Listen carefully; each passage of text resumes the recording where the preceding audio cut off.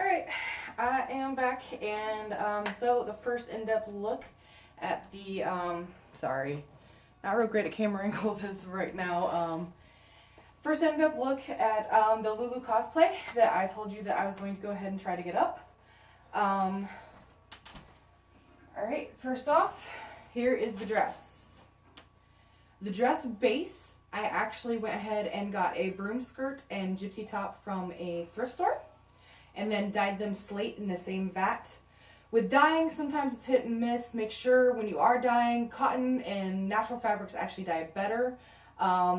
If you try to dye certain fabrics, you're going to wind up with a big mess on your hands. So definitely check the fabric before you purchase thinking you can just dye it.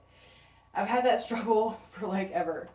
So the gypsy top, basically I just cut off the sleeves and the first half and sewed it to the broom skirt. Then I got some fun fur and attached it to the top. And then I got some lace and just hand stitched it onto the areas that need it according to the photo. And that is the dress. The other element that I did was the belts. Now some people, when making the belts, they actually just directly attach it to the dress itself, which that's fine, that works, but for me, it was more versatile, and I've actually used this cage for more than just the Lulu skirt to just go ahead and create a actual cage out of belts. So initially, you can do this a couple of different ways. Me personally, apparently it doesn't want to come off, sorry, I apologize. Oh, there we go. Me personally, what I did was you can actually get bendable metal pieces of metal. You can get them at like hardware stores, things like that. It's basically just any kind of thin metal that is bendable that you can turn into a hoop shape, because the most important part is just being able to shape it into a hoop. So I went and picked up a couple of those elements. They're not very expensive at the hardware store. I think max you'll probably spend 10, 15 bucks depending on where you're living at, you know, different prices, different areas.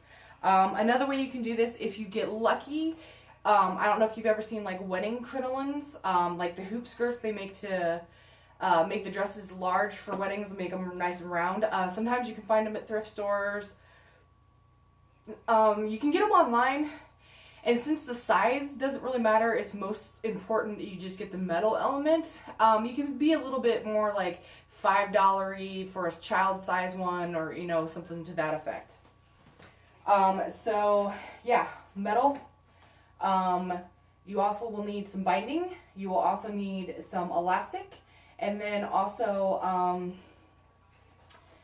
you will need needle thread and belts from the thrift store is what I use. So basically, in order to get started with this, what you do is you go ahead and you get a piece of elastic. You can use any kind of elastic you want. You can even go so far as to just finding a belt at a thrift store, an elastic one. You basically just go ahead and put it on, and you don't have to have a dress form. You could pretty much rig anything together. I've rigged several different things. Before I had a dress form, I rigged a lot of different things together. You could use a pillow on a pole. I mean, I don't know, but I'm so sorry. This is going to be awful. But you basically just take a piece of elastic, you wrap it around, and then you take binding, attach it here, let it flow down. You do enough of that to where you can start attaching your metal. You take your metal hoops, you form the hoop to the size you need, and attach it to the binding, and then from there you just weave belts. Basically, I just took a bunch of different belts and attached from one metal to the other metal, and just continued with the pattern design until I got it to where I wanted it. Again, this isn't going to be a complete in-depth or raw build because, again, I already built it. If you guys would like to see a little bit more of a raw build on any particular item, if you want to leave a comment below, I will do my best to do a raw build for you on it. This is just kind of a general overview, help you get started, ideas on where to get some pieces, hopefully. So there's the cage, there's the dress. The necklaces are real easy to thrift because of the beads. I don't know if you've ever seen these flat rock beads. They're like everywhere. Just get some junker jewelry, take it apart, rechain it. It's pretty much what I did. This pearl I actually ran into in thrift store. It was like a couple bucks. I think I spent all in all like maybe 10 bucks on a bunch of different jewels for this particular cosplay and others. Actually, I've torn apart some of these necklaces and used them in other cosplays as well. Another element you will need to achieve your luludom is the hair. These are incredibly inexpensive and I found very, very easy to make. Basically what I did is I went to Panda Express and I took some chopsticks from Panda Express. This is the Panda Express chopsticks. I glued these together and then I painted them. And then for the tip, I basically used polymold. I love polymold. Polymold is incredibly easy to work with for me. It's one of my go-tos in my cosplays. Polymold, this large container. And they have other versions of polymold, so you wouldn't necessarily have to get the actual name brand. I don't even know if I'm allowed to say polymold, but something in that aspect is the basically the plastic.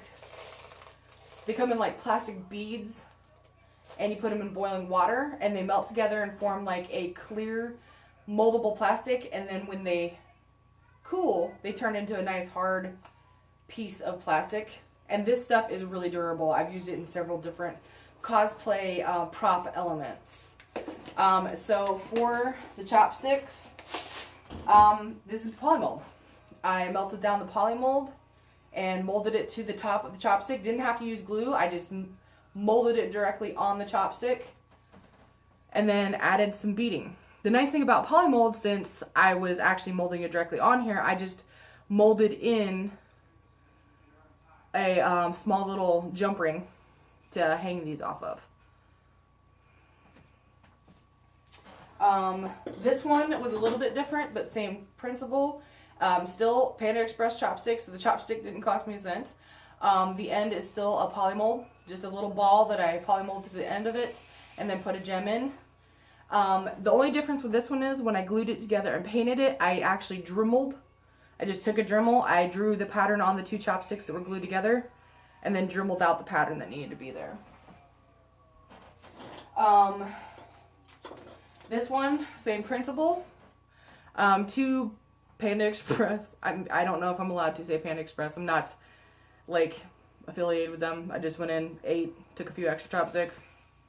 Glued them together, painted them. This right here is polymold. These actually are some fake flowers that you can get fake flowers for like 25 cents. And then this is actually some elements from some beads that I had from another necklace that I'd gotten for like $1.25, and I just painted them and then glued them on the back.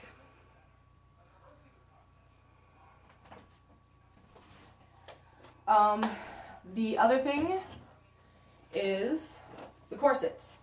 Now the corsets are rather expensive if you are going for actual steel bone corsetry.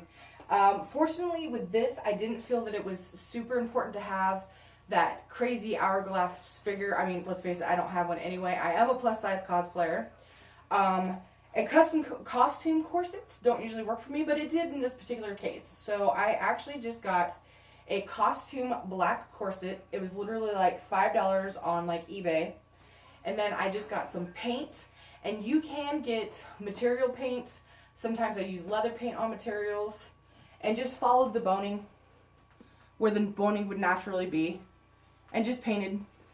So it really didn't cost me much. All in all, I think to make this costume, it maybe cost me about $50 in total. And that's like taking into account like some of this stuff I bought like in larger doses than what I need. So I could use it for other projects and things like that. So yeah, that is my Lulu. This actually is a pretty hardy costume, pretty funny. Well, it's funny now, it wasn't at the time. This costume actually was in the top bin on our way to Dragon Con, and my costume bag flew out. So this costume actually got hit by a truck, and it still survived. The other element to this costume that I think gotta thank my ship for is they actually purchased me a Moogle, so when Keeter could not be there, I could actually have my Moogle still.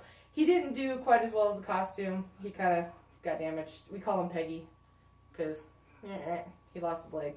At any rate, hopefully that wasn't offensive. But yeah, hopefully you learned something.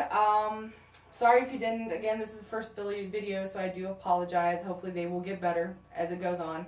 If you would like to see any more in-depth or raw builds on anything, just mention it in the comment and I will see what I can do to help go a little more in-depth. But this is a just overview of how Lulu came to be. But at any rate, I hope everybody has a great day. Thanks for watching, and I'll see you again soon.